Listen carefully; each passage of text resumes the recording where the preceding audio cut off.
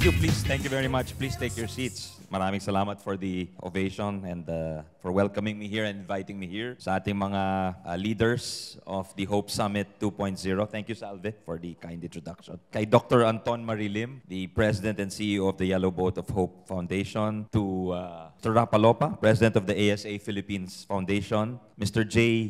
Haboneta, VP of the Yellow Boat of Hope. To Ms. Claire De Leon Papa from Unilab. Marami rin silang tulong sa DepEd. Maraming salamat po. Kay Mr. Josh Mahinay, CEO of PhilSeed. Mr. Josiah Go of Mansmith and Fielders. Doctors of SAMRC. Dr. Delal Riarte. Mr. So, Mr. Bonaga, Ms. Adam, all of the Yellow Boat of Hope. And our guests from Indonesia, I think may guests din tayo sa ibang bansa. At syempre sa mga achievers natin, tulad nila Rino.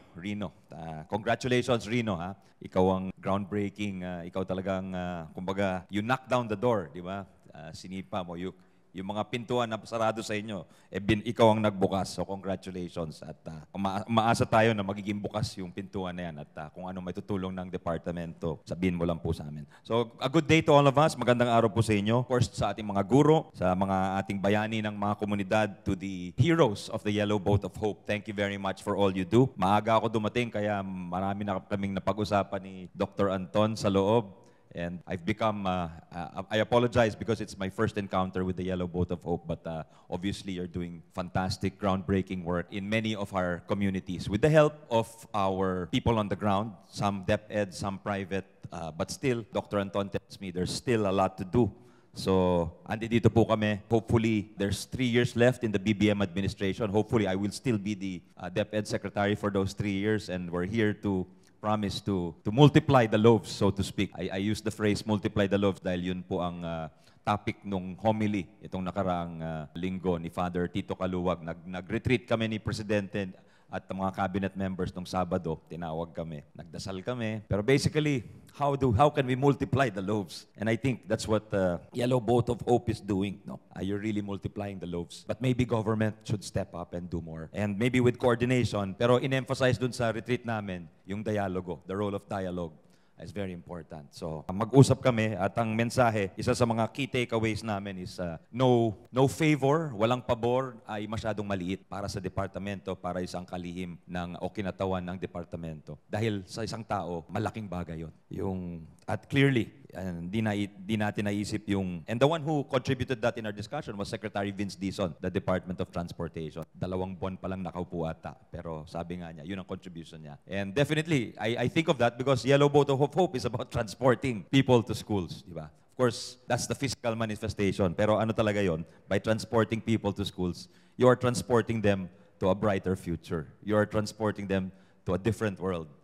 You're transporting them to a world where it's a safe space they can learn. At nakwento nga sa akin ni Anton, yung ibang bata nagtatago pa sa niyugan para magbasa dahil di sila nakakabasa sa bahay. So that is the reality in our country. And I'm sure you have read by now the figure that maybe 19 million of Filipinos are not functionally literate. And many of them are in the communities that you encounter or have encountered and have worked with. Buanga del Sur, Camarines Sur, with the Agtas of Tarlac, or Zambales. Alam natin yan, maraming lugar na ganyan sa Pilipinas. So, magsama-sama ho tayo to work together for that. Gusto po ni Presidente yan. I'd just like to share some stories of hope sa DepEd that we've encountered in our 9 months in the department. I'd like to tell you about the story of, tulad ni Rino, meron ding storya si Janet Famoso. Siya po ay isang young lady, galing po sa isang rural community sa Kabangkalan, Negros Occidental. For those of you from there, you know that's an area that is minsan may disasters, minsan may... it's a poor area kasi mga area ng hacienda yan at saka may insurgency din dyan, as you know. So, ang pinili niya po sa DepEd or sa senior high school ay ang TechVoc track, technical vocational. So ang pinili niya ay organic agriculture. Para sa atin, hindi po glamoroso, pero alam niya ito ang makakatulong sa kanyang pamilya at komunidad. Sa tulong po ng DepEd at TESDA, nakakuha po siya ng libreng certification or assessment. NC2 po ang kanyang certification. This is a national certification by our Technical Vocational Authority that they have achieved a certain level of skills development. So dahil sa certification, may tiwala na po siya sa kanyang sarili at may mission siya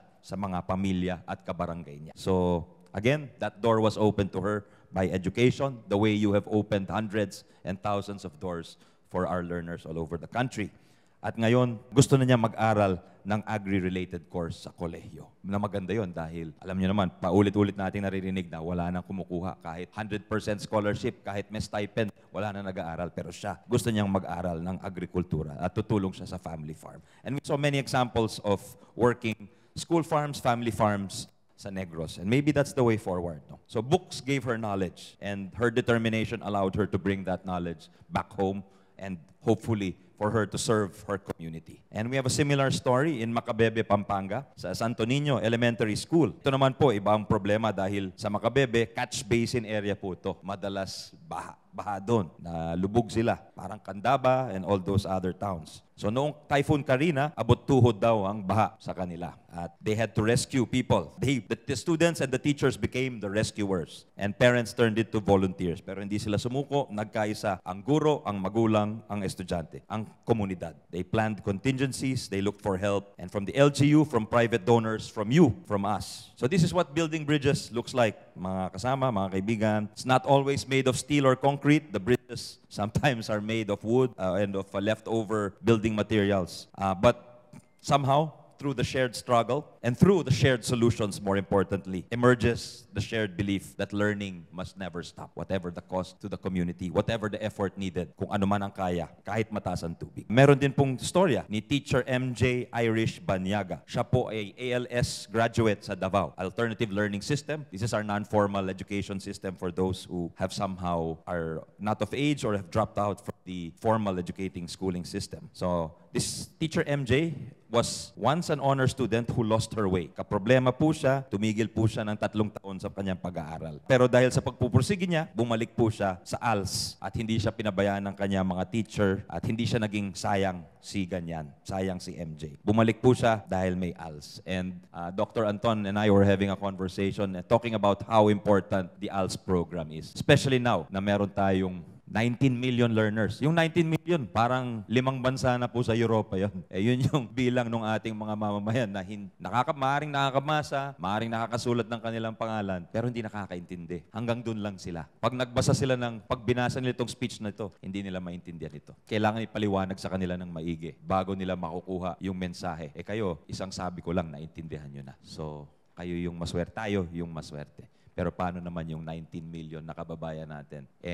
Pupunta na tayo sa mundo na may artificial intelligence. Di ba may digital divide? Hindi marunong, nakita natin sa PISA exam, hindi marunong gumawa ng mouse o gumamit ng mouse yung ating mga kababayan. Paano kaya pag artificial intelligence na? Anong itatanong niya sa ChatGPT kung hindi nga siya makabasa, hindi siya makaintindi? Kahit anong sagutin ni ChatGPT sa kanya, kahit anong ganda ng sagot, hindi niya maintindihan dahil kahit binasa niya, salita lang yun sa kanya. Di ba? So that is the world that our 19 million illiterate, functionally illiterate countrymen will be facing starting in the next few days, in the next few weeks. So, we would like to work with you going forward dito po. Yellow Boat of Hope, your network, your fantastic network of volunteers and here and abroad. At gamitin niyo po ang DepEd. Gamitin niyo po kaming instrumento para lumaki pa ang inyong network. Because we also have a network.